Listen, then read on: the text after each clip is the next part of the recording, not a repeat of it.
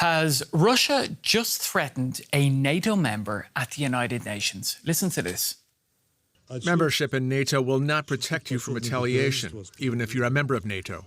All right, that's Russia's UN ambassador at the UN Security Council meeting, and he is directing his message to Latvia, a Baltic country and NATO member.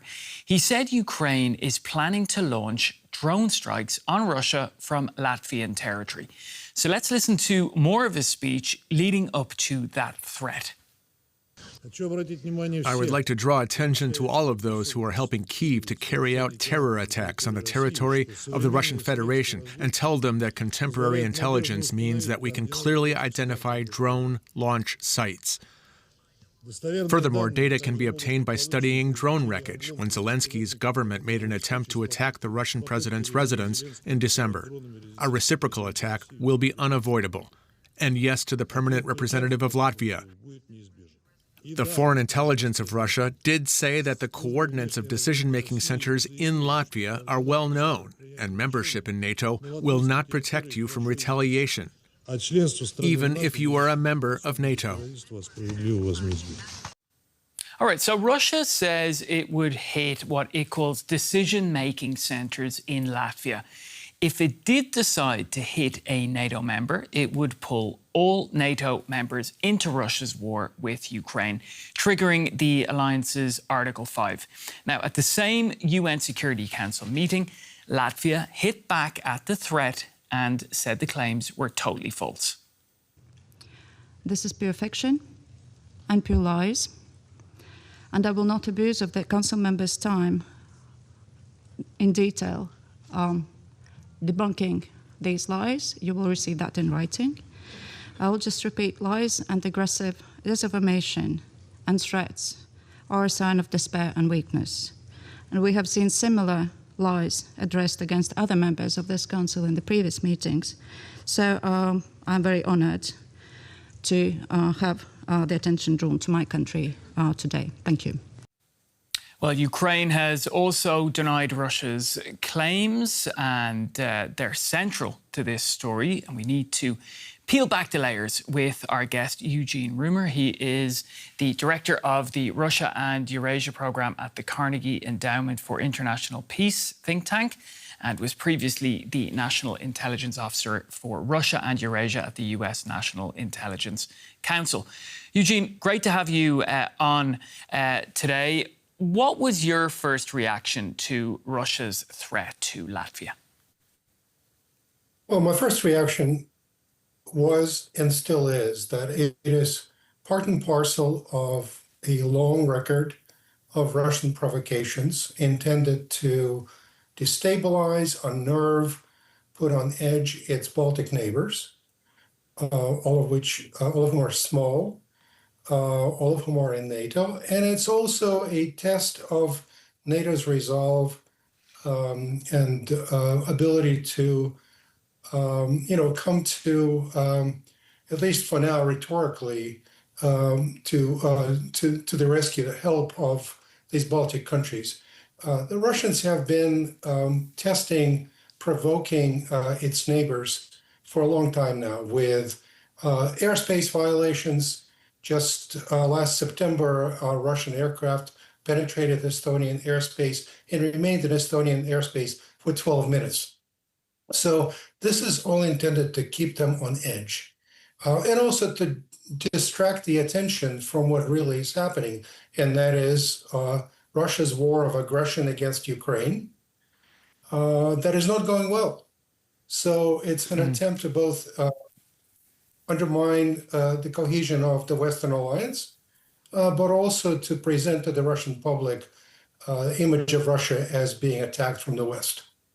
All right, so plenty of things there to break down, but should Latvia take this very seriously, and NATO too? Should they really be concerned with this threat? Do you see it as a sort of an escalation of sorts? I don't see it necessarily as an escalation just because there's a long history of Russian provocations like this one. But I do consider the threat from Russia to its Baltic neighbors as a serious threat. Now, it is in some ways reassuring to think that for as long as Russia is tied down with its war against Ukraine, it will not attempt an aggression or some kind of a more violent provocation against one of its Baltic neighbors. But I would say that this is not something that I would bet on necessarily. Putin has a long record of doubling down when he's on the back foot, and which he is now in Ukraine, and trying to provoke something with the Baltic countries. Now, also, don't forget that all of these countries, in particular Latvia and Estonia, have sizable ethnic Russian populations. And the Russians have been exploiting that fact to their advantage, presenting these Russian populations as being oppressed by the governments of these countries, being denied their basic rights, and have tried to stir up discontent among these populations to kind of get them mobilized against their governments. And that's a real threat, I think. Yeah, it's certainly deeply concerning, obviously, for those Baltic states.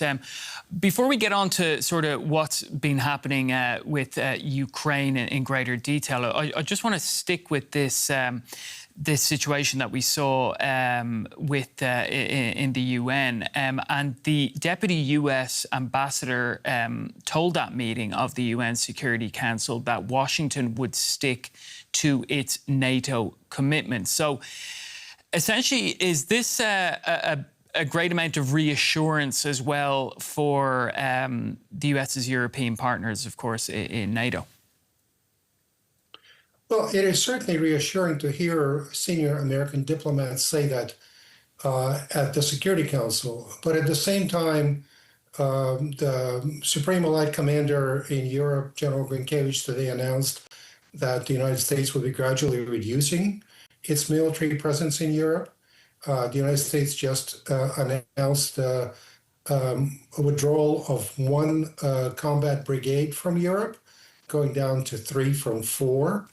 So it is certainly unnerving to our European allies, and certainly unnerving to the frontline states like Latvia, when the United States' commitment to NATO and to defending the frontline states is, let's just say, not as solid as it used to be. Right. Now, Eugene, we've been talking a lot about Latvia and the Baltic states. It's probably a good time to just remind our viewers as well a little bit about sort of the position, of course, of these Baltic states. We're familiar with them, but it's always good to bring in a map, I think. And, you know, the Baltic states are 3 countries in northeastern Europe. You've got Estonia, you've got Latvia and Lithuania, and they're former Soviet republics, and nowadays fierce supporters of Ukraine. Now, in recent months, we've been seeing Ukrainian drones entering the airspace of these Baltic countries, NATO members, of course, and the latest incident being reported from Estonia, where a Romanian F-16 shot down a Ukrainian drone. Now, of course, Romania is also a member of NATO. So my question to you, Eugene, is just for our viewers, why would a NATO jet shoot down a Ukrainian drone in Estonia? Well, first of all, the Ukrainian drone in Estonia was probably due to a mistake. You know, these are highly sophisticated weapons, but, you know, they do sometimes stray, of course. That's one. 2, the Romanian jet in Estonia is part of NATO's Baltic Air Patrol that has been going on for years, well over a decade, I believe. So it's a symbol and tangible manifestation of the Allies' support for the Baltic countries, for their sovereignty, for the inviolability of their territorial integrity and their airspace. So this is part of kind of the normal NATO presence, and these aircraft rotate there. I don't know exactly how long each rotation is. Sometimes it's 6 months, sometimes maybe a year, but it's part of the normal pattern of operations for NATO to show the resolve to support the Baltic members. All right, now, how are these, say, incursions affecting Baltic countries? Because in Latvia, they essentially caused the government to crumble just days ago, right? Right. So I would say, it is probably an overreaction. The fact that that drone ended up in Latvia and Latvian air defenses were not able to shoot it down in time. But again, it's really, playing into the Russians' hands because it seems to kind of distract the attention from the real threat, which is from Russia, to the would-be alleged threat from Ukraine, whereas the threat from Ukraine really, the Baltic countries, is non-existent. Right, I want to just mention that as well, because Ukraine says that the airspace incidents are because Russia is causing their drones to enter NATO territory, i.e. these Baltic states, by using electronic warfare. Now, firstly, can you explain to us what electronic warfare is and why would Russia want drones to enter NATO territory, according to Ukraine? Well, electronic warfare is something that the Russians engage in. It's creating, it's been one of their kind of fortes for many, many years. It's a way to interfere with navigation of various weapon systems that rely on satellite navigation. They've also done this form of, call it, I guess, hybrid radio electronic warfare by interfering with aircraft, civilian aircraft around European airports.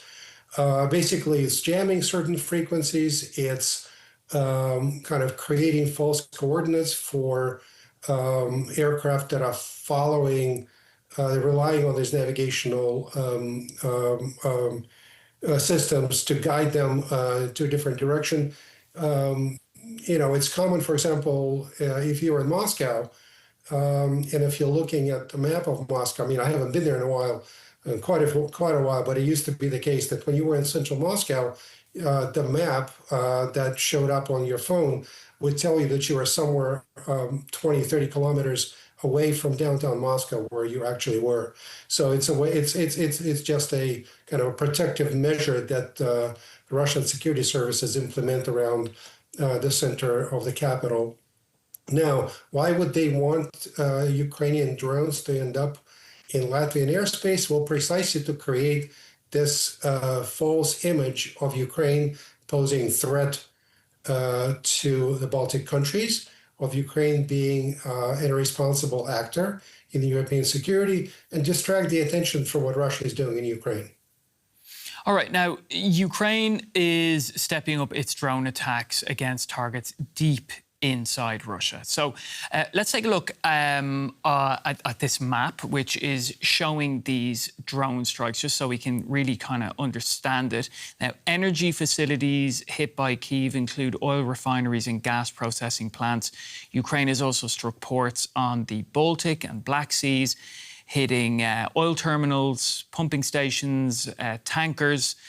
And reports say that some of the sites have been forced to shut operations due to damage caused by the attacks. Now, Eugene, Ukraine has recently been attacking, as I've just mentioned, this Russian energy infrastructure. So how much does this hurt Russia? Well, it hurts. It doesn't hurt enough yet to force Putin to really sit down and negotiate in earnest. Certainly undercuts Russian revenue from oil exports. Of course, I should add that the war with Iran helps Russian exports, drives up the price of oil, and the United States Treasury just temporarily, again, lifted sanctions on Russian oil exports. But I think these strikes are having gradually and undeniably a psychological effect. And it's not only the oil export facilities that really matter, but the fact that, for example, a few days ago, maybe a couple of weeks ago, Ukrainian drones struck a city in the Urals, which is way, way deep inside Russia, Yekaterinburg.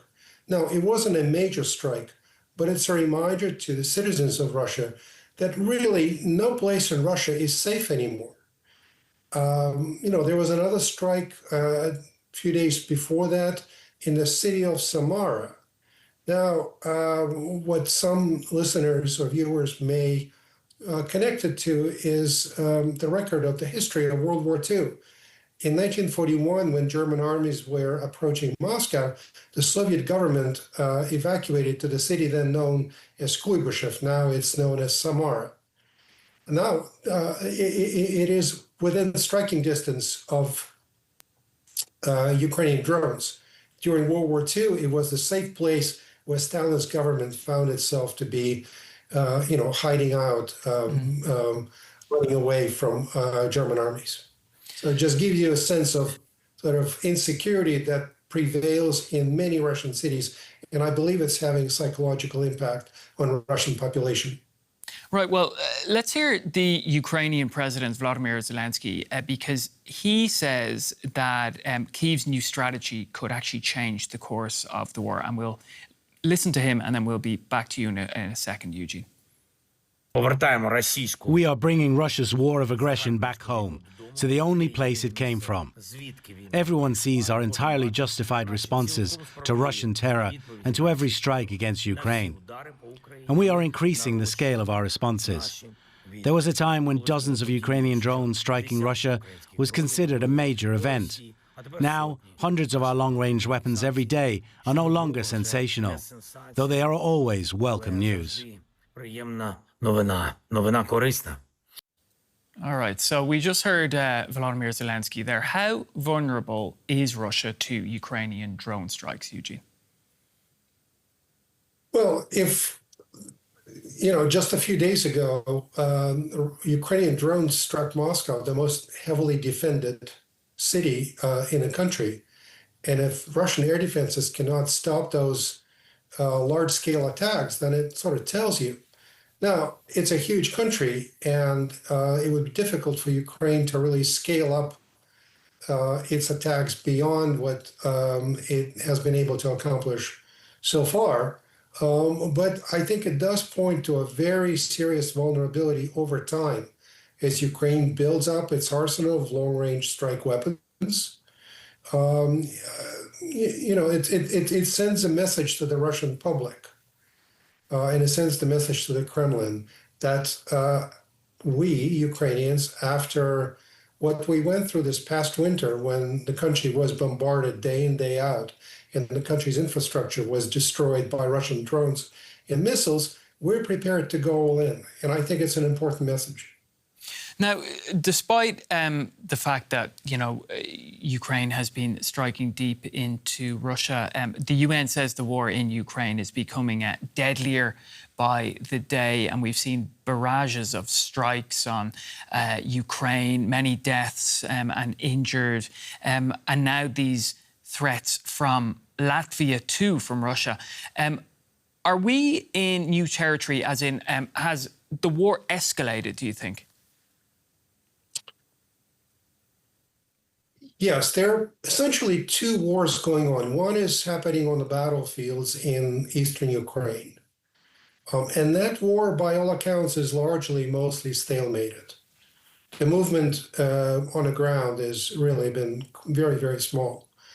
But the war has acquired a different quality, and it's a war of long-range strikes, whereas previously Russia was able to dominate in that contest. Ukraine now is stepping up and is able to deliver the strikes and the message to the Kremlin that it wasn't previously able to deliver. And I think that really counts for a lot. It is definitely, in my view, an escalation, a long and much needed escalation on the part of Ukraine. We'll see whether Putin really comes to his senses and decides that he has to now sit down and negotiate in earnest. I don't know, but it is certainly an escalation. I would say yes.